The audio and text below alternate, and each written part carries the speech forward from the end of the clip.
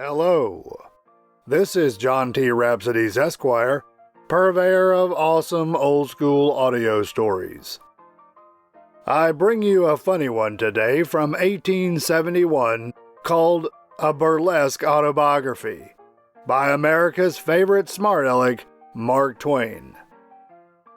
Samuel Clemens, famously known as Mark Twain, walked the earth from 1835 to 1910, coming into the world and leaving it with Halley's Comet. Please note that the following rendition of Twain's story has been adapted for clarity to contemporary ears, including historical annotations. If you like awesome old-school audio stories from old minds that were once young minds, brought to you free of charge and with a grateful heart, consider while listening to subscribe to this channel and turn on notifications to get notice of new stories. Some funny, some spooky, others somewhere in between, and all awesome. Usually at least once a week. These simple acts will help this channel immensely. And now, hear the words of old. A Burlesque Autobiography from 1871 by Mark Twain. Two or three persons, having at different times intimated that if I would write an autobiography, they would read it, when they got leisure. I yield at last to this frenzied public demand, and herewith tender my history. Ours is a noble old house, and stretches a long way back into antiquity. The earliest ancestor the Twains have any record of was a friend of the family by the name of Higgins. This was in the 11th century, when our people were living in Aberdeen, County of Cork, Ireland. Why it is that our long line has ever since borne the maternal name Twain, except when one of them now and then took a playful refuge in an alias to avert foolishness, instead of Higgins, is a mystery which none of us has ever felt much desire to stir. It is a kind of vague pretty romance, and we leave it alone. All the old families do that way. Arthur Twain was a man of considerable note, a solicitor on the highway in the time of King William Rufus, also known as William II the Red. At about the age of 30, Arthur Twain went to one of those fine old English places of resort called Newgate to see about something, and never returned again. While there he died suddenly. Newgate turned out to be a prison. Augustus Twain seems to have made something of a stir about the year 1160. He was as full of fun as he could be, and used to take his old saber and sharpen it up, and get in a convenient place on a dark night, and stick it through people as they went by, to see them jump. He was a born humorist, but he got to going too far with it, and the first time he was found stripping one of these parties, the authorities removed one end of him and put it up on a nice high place on Temple Bar, the ceremonial entrance to the city of London, where it could contemplate the people and have a good time. He never liked any situation so much or stuck to it so long. Then, for the next 200 years, the family tree shows a succession of soldiers noble, high-spirited fellows, who always went into battle singing, right behind the army, and always went out a-whooping right ahead of it. This is a scathing rebuke to the old dead medieval author Jean Froissart's poor witticism that our family tree never had but one limb to it, and that one stuck out at right angles and bore fruit winter and summer. Early in the 15th century, we have Beau Twain, called The Scholar. He wrote a beautiful, beautiful hand, and he could imitate anybody's hand so closely that it was enough to make a person laugh his head off to see it. He had infinite sport with his talent. But by and by, his talent for forgery led him to take a contract with the government to break stone for a road, and the roughness of the work spoiled his hand. Still, he enjoyed life all the time he was in the stone business, which, with inconsiderable intervals, was some 42 years. In fact, he died in harness. During all those long years, he gave such satisfaction that he never was through with one contract a week till government gave him another. Beau Twain was a perfect pet, and he was always a favorite with his fellow artists and was a conspicuous member of their benevolent secret society called the Chain Gang. He always wore his hair short, had a preference for striped clothes, and died lamented by the government. He was a sore loss to his country, for he was so regular. Some years later, we have the illustrious John Morgan Twain. He came over to this country with Columbus in 1492 as a passenger. He appears to have been of a crusty, uncomfortable disposition.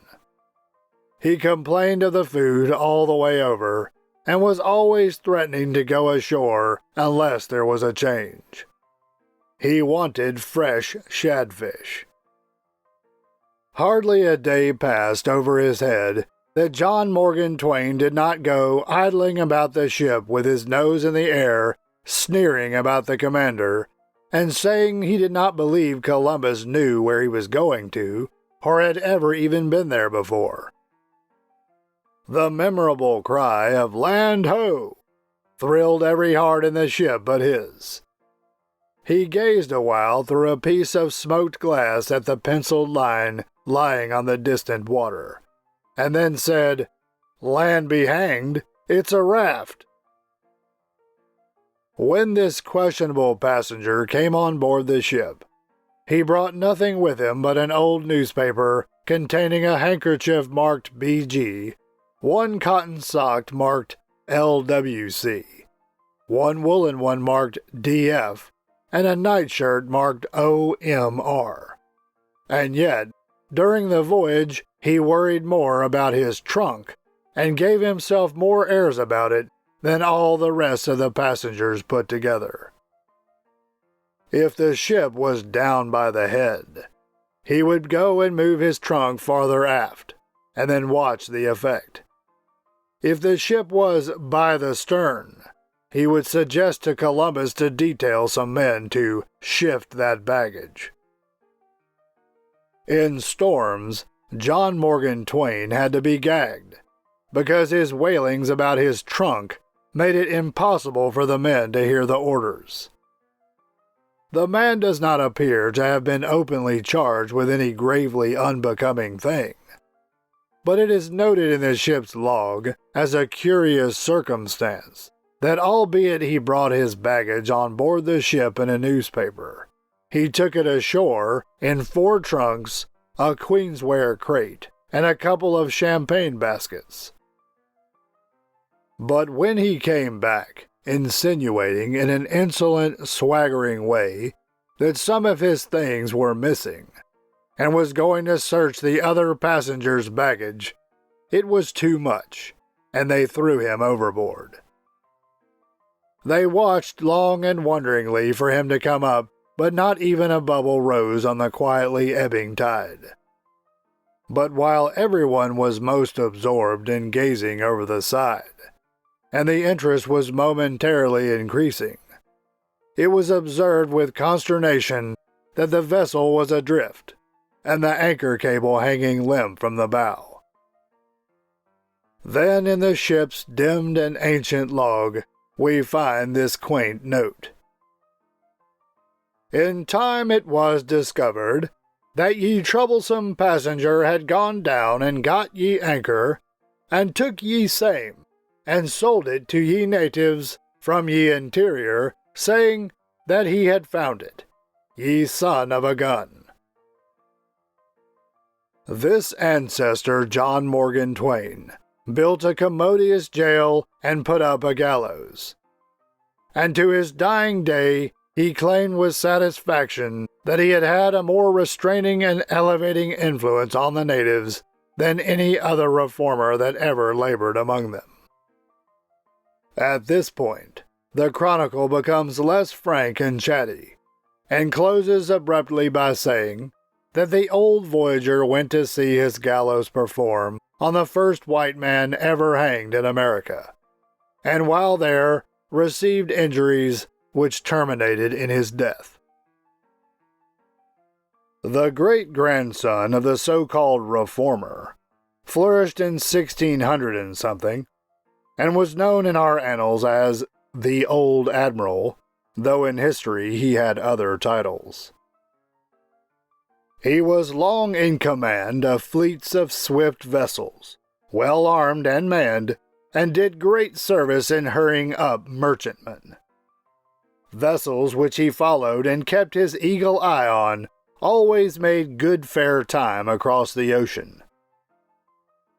But if a ship still loitered in spite of all he could do, his indignation would grow till he could contain himself no longer, and then he would take that ship home where he lived and keep it there carefully, expecting the owners to come for it, but they never did.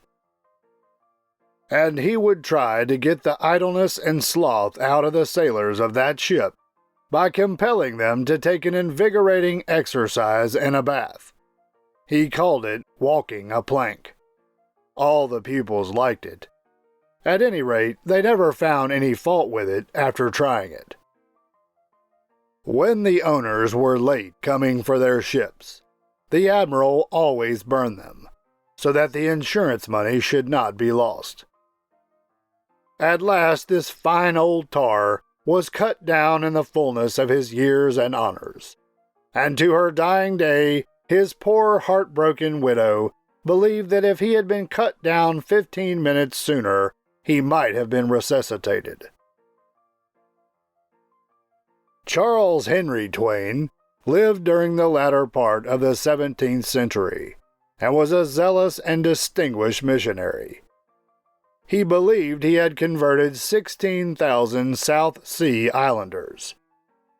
His poor flock loved him very, very dearly, and when his funeral was over, they got up in a body and came out of the restaurant with tears in their eyes and saying one to another that he was a good, tender missionary, and they wished that they had had more of him.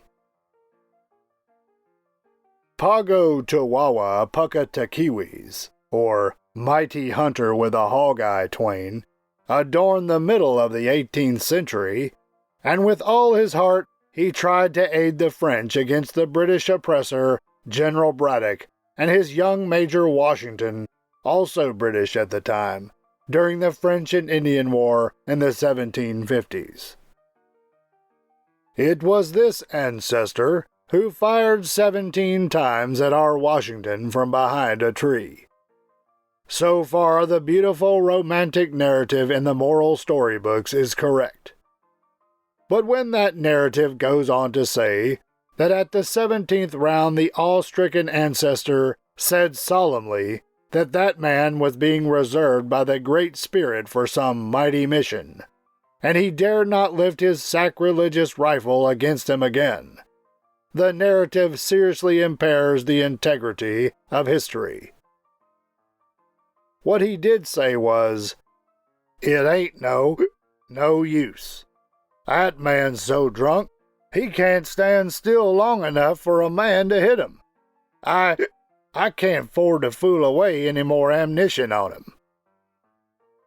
And that was why he stopped at the 17th round. And it was a good, plain, matter-of-fact reason, too, and one that easily commends itself to us by the eloquent, persuasive flavor of the probability there is about it. I always enjoyed the storybook narrative, but I felt a marring misgiving that every enemy at Braddock's defeat who fired at a British soldier a couple of times, 2 easily grows to 17 in a century, and missed him, jumped to the conclusion that he was preserving that soldier for some grand mission. And so, I somehow feared that the only reason why Washington's case is remembered and the others forgotten is that in his the prophecy came true, and in that of the others it didn't.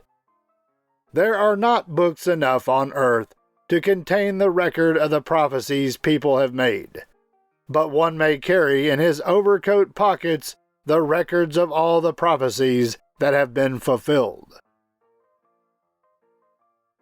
I will remark here in passing that certain ancestors of mine are so thoroughly well known in history by their aliases that I have not felt it to be worthwhile to dwell upon them, or even mention them in the order of their birth.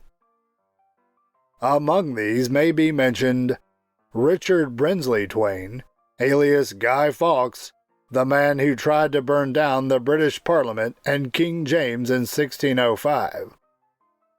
John Wentworth Twain, alias 16-String Jack, an eccentric English highwayman during the mid-1700s who wore 16 colored strings on his pants.